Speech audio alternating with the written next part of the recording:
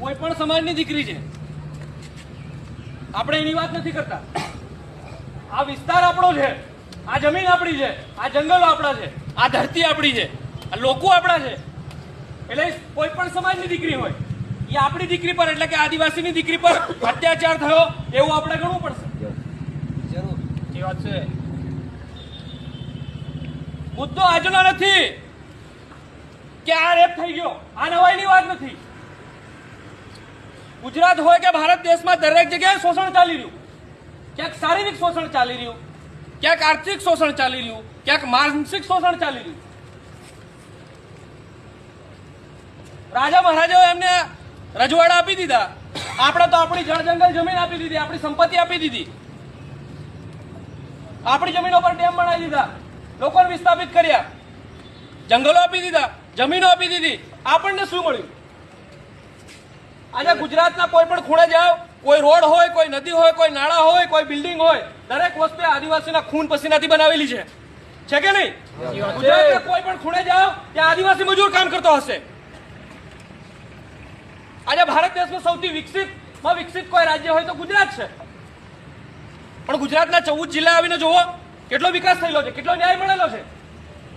આપણે જેટલી આહુતિ આલી છે એટલું આપણને વળતર મળેલું છે નથી મળ્યું, અને સતત અત્યાચાર થઈ રહ્યા। ક્યાંક લોકો આપણા આદિવાસીઓ પર પેશાબ કરી જાય ત્યાં આપણા નેતા નથી બોલતા, ક્યાંક આપણી દીકરીઓના કપડા કાઢીને રેપ કરી અને રેલી કાઢવામાં આવે ત્યાં આપણા નેતા નથી બોલતા, સરકારો નથી બોલતી, અલગ અલગ સંગઠનો નથી બોલતા। કેવડિયામાં થોડોક ટાઈમ પહેલા યુવાનોને મારી અને ખલાસ કરી નાખ્યા, ત્યાં કોઈ નિવેદન નથી આવતા। બાંગ્લાદેશમાં કઈક ઘટના બને છે એટલે નેતાઓ, પ્રશાસન બધા તૂટી પડે, અને આદિવાસીની દીકરી 5 વર્ષની 6 વર્ષની દીકરી પહેલા ધોરણમાં ભણવા જાય છે, એના પર અત્યાચાર કરવામાં આવે છે, એનો રેપ કરવામાં આવે છે, એને મારીને ફેંકી દેવામાં આવે છે, ત્યાં સુધી પણ આપણું પ્રતિનિધિત્વ નથી બોલતું। યુવાનો લખતા શીખો, બોલતા શીખો, લડતા શીખો, અને જ્યાં પણ અન્યાય થતો હોય ત્યાં માથું આપવાની અને માથું લેવાની પણ તૈયારી રાખવી પડશે। દેશના મૂળ માલિક હવે આપણે દેખાડવાનું છે। અલગ અલગ સમયકાળમાં સદીઓથી અહીંયા સ્થળાંતર કરીને આવીને બધી વસ્તુઓમાં ઘર કરી ગયા, અને આજે દેશનો મૂળ માલિક આજે મજૂર થઈ ગયેલો છે। યુવાનો જાગવાની જરૂર છે અને લડવાની જરૂર છે। આ મુદ્દો ખાલી એ બાળકીનો નથી, રોજ આવા શોષણ ચાલી રહ્યા છે। અમારું બાળક રિસર્ચમાં રમતું હતું અને એની આંખ ફૂટી ગઈ તો શિક્ષકો ઉઠાવીને ઘરે લાવ્યા, મૂકી દીધું। 3 મહિનાથી એ લોકો કચેરીઓમાં આંટા મારે છે, કોઈ ન્યાય નથી મળતો। કેટલાય લોકોને કાઠિયાવાડમાં કામ કરાવેલી અને મુઆવજો નથી આપતા, એમનું કામનું વેતન નથી આપતા। કેટલાય કડિયા ઉપરથી પડી મરી જાય છે, કેટલાય લોકોના બળાત્કાર થઈ જાય છે, ખબર નથી પડતી, સાપ કરડી ગયો ફલાણા માણસને, એવું કરીને આપણે અહીં લઈ આવીએ। દરેક જગ્યાએ શોષણ ચાલી રહ્યા છે, લડવું પડશે, બોલવું પડશે, લખવું પડશે, તે દિવસે ન્યાય મળશે। સોશિયલ મીડિયામાં બહુ આપણે લખી લઈએ છીએ, પણ જમીન પર આવવાનું થાય ત્યારે આવવાની જરૂર છે।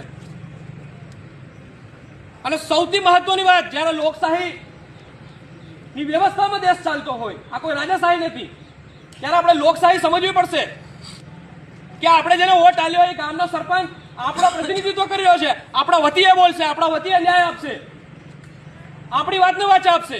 એ સરપંચ હોય, તાલુકા સભ્ય, જિલ્લા સભ્ય પ્રમુખ હોય, એ ધારાસભ્ય હોય, એ સાંસદ હોય, આપણે એને ચૂંટીને એટલા માટે આવ્યા છે કે આપણો પ્રજાનો, આદિવાસીનો અવાજ બને। પરંતુ આજે 19 તારીખને લઈને આજે 26 તારીખ થઈ ગઈ, કોઈના મોઢામાંથી ચૂ નથી થયું। કેમ? કોની ગુલામી કરી રહ્યા છો ભાઈ? પાર્ટીની ગુલામી। આવનાર સમયમાં પાર્ટીઓની ગુલામી વાળા કોઈ પણ પ્રતિનિધિત્વ હોય એને ચૂંટીને આપણે નથી લાવવાના, કે લાવવાના છે? લાવીશું તો સતત આપણે આ ભોગવવું પડશે। યુવાનોને હવે પગપાળા જવાની જરૂર નથી, આ બંધ કરો। ખોટી અંધશ્રદ્ધાઓમાં આદિવાસી પોતાની સંસ્કૃતિ ભૂલી ચૂક્યો છે, પોતાનો મૂળભૂત ધર્મ ભૂલી ચૂક્યો છે। આપણે ખત્રી પૂજા કરતા હતા, આપણે ફલાણું બેહાડે, ઢીકણું ડુબાડવા જઈએ, બેહાડવા લાવે, આ કરીએ તે કરીએ. તમારા બાપ દાદા કરતા હતા? કરતા.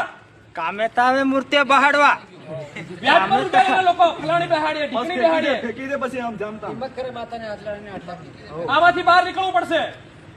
શિક્ષણ પર વધારે જોર આપો અને આપણું રાજકીય પ્રતિનિધિત્વ જ્યાં સુધી ના બદલાય ત્યાં સુધી આપણી દશા નહીં બદલાય. આવનાર દરેક સમયમાં આપણે આવી જ રીતે દૂર હોય તો લખવાનું શરૂ કરો, નજીક હોય તો આવવાનું શરૂ કરો. લડવું તો પડશે અને તે દિવસે આપણે કહેવાયશું માલિક.